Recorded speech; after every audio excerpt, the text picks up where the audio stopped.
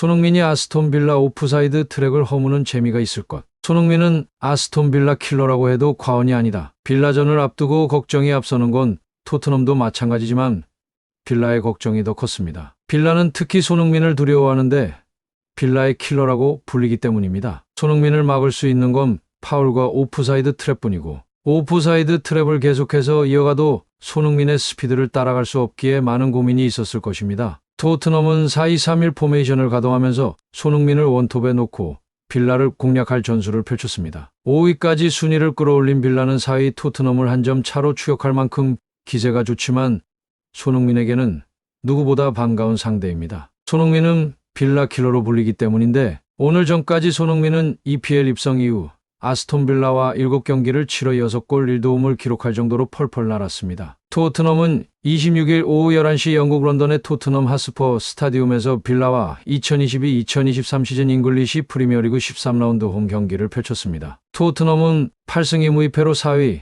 빌라는 8승 1무 3패로 리그 5위에 올랐고 토트넘이 승리하면 리버풀을 제치고 3위에 오를 수 있으며 연승 가도를 위해 다시 시동을 걸 수 있는 동기부여가 충분했습니다. 포스테코글루 감독은 에스턴 빌라전을 앞둔 기자회견에서 미키 판더펜과 제임스 매디슨의 부상에 대해 업데이트된 소식은 없다고 말하면서 판더펜과 매디슨은 첼시전에서 쓰러졌다. 판더펜은 햄스트링, 매디슨은 발목 부상이다. 일찌감치 현지 매체를 통해 2023년은 끝이라는 보도가 나온 상태로 매디슨이 11월 A매치를 앞두고 잉글랜드 대표팀에 이름을 올려 이름 복귀도 기대됐지만 하루 만에 하차했고 근 SNS를 통해 발목 보호대를 착용한 사진이 공개되기도 했습니다. 여기에 이반 페리시치, 마노르 솔로몬, 라이언 세세뇽, 히샤를리송이 부상을 당했고 6명의 부상에 더해 크리스티안 로메로는 첼시전 퇴장 징계, 비수많은 경고 누적으로 에스턴 빌라전 출전이 불가했습니다. 포스테코글루 감독은 사르에게도 약간의 문제가 생겼기 때문에 지켜봐야 한다고 설명하면서 주전의 모든 라인업이 붕괴되는 불안감에도 전반 시작과 동시에 득점을 노리던 토트넘의 선제골은 전반 22분 터졌습니다. 코너킥 상황에서 공이 박스 바깥에 있던 로셀소에게 흘렀고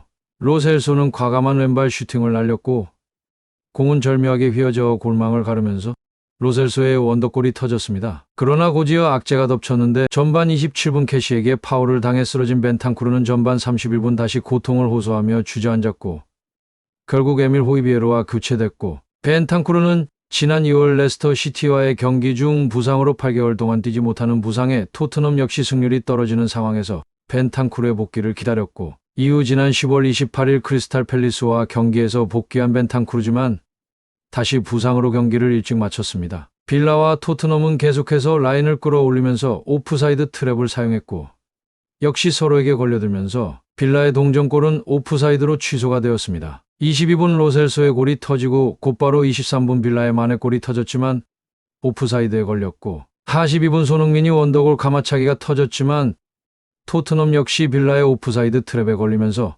손흥민의 9호 골은 취소가 되었습니다. 그러면서 토트넘과 빌라는 계속해서 거친 경기가 진행되면서 토트넘 선수들의 부상이 우려되는 파울이 계속해서 나왔습니다. 페드로 포로 역시 부상당한 듯 쓰러졌지만 치료 후 복귀했고 전반 추가 시간 6분이 주어진 상황에서 50분 빌라의 원더골 동점이 터졌습니다. 빌라의 루이즈가 올린 크로스가 그대로 토레스의 헤딩골로 이어지면서 경기는 원점으로 돌아갔고 오프사이드 여부의 VAR에서 온사이드로 결정나면서 전반은 1대1 무승부로 마쳤습니다. 양 팀 모두 라인을 높이 올려 공격적 축구를 지향하는 팀들의 대결이라 흥미롭다는 점에서 축구 팬들의 마음을 설레게 만들었습니다. 최전방 공격수로 나설 것이 유력한 손흥민이 빌라의 뒷공간을 적극 공략할 것으로 보였고 역시나 손흥민의 무게감은 엄청났습니다. 손흥민이 조금만 움직여도 빌라의 수비수들이 탈압박을 위해 계속해서 자리를 비우면서 토트넘은 찬스가 계속 생겼지만 킬의 부진으로 인해 많은 슈팅이 나오지 않았습니다. 킬이 계속해서 찬스에서 백패스로 공을 돌리면서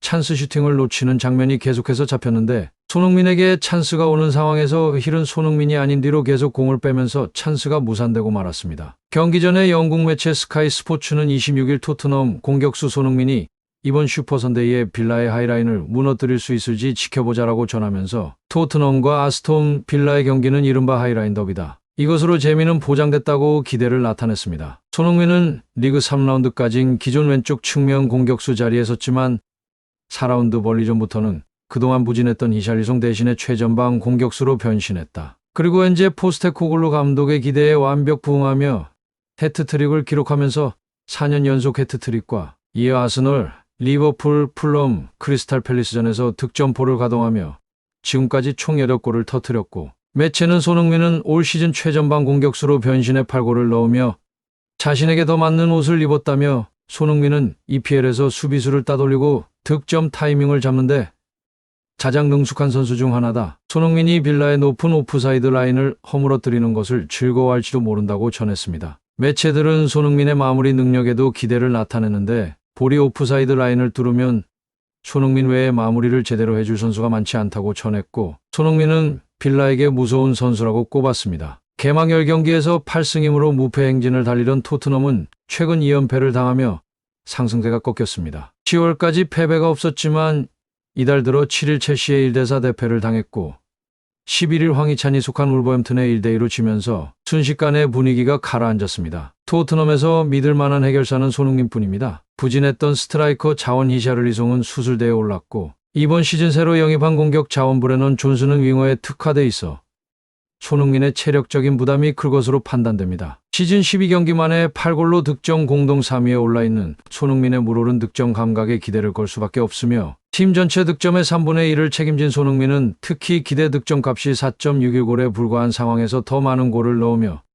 결정의 결정력을 뽐내고 있고, 풋볼 런던은 손흥민이 100% 몸 상태는 아니지만 팀 사정상 빌라전 선발 출전이 유력하다고 봤습니다. 다만 상대 빌라의 상승세가 무서워 승리를 장담하기는 어렵다고 분석하고 있습니다. 빌라는 지난 12일 풀럼전 승리로 40년 만에 홈 13연승을 기록하면서 순위도 4위 토트넘의 한 점 뒤진 5위에 안착했습니다. 토트넘을 잡으면 순위가 뒤바뀔 수 있어 총력전을 펼칠 것으로 예상됩니다. 손흥민은 앞서 3시즌 동안 상대 페널티 박스 안에서의 볼터치 비율이 10% 미만이었는데 이번 시즌 19.4%까지 늘어나면서 포스테코글루 감독이 추구하는 전방 압박에서도 핵심적인 역할을 수행하고 있습니다. 스카이 스포츠는 손흥민이 전방 압박을 위한 스프린트 거리 리그 전체 1위라고 소개하면서 매체는 손흥민의 운동 능력은 여전히 놀랍다. 손흥민은 현재까지의 어떤 선수보다 상대 수비를 압박하기 위해 많은 거리를 뛰었다고 높이 평가했습니다. 손흥민은 토트넘에서 385경기에 출전해 153골을 넣었고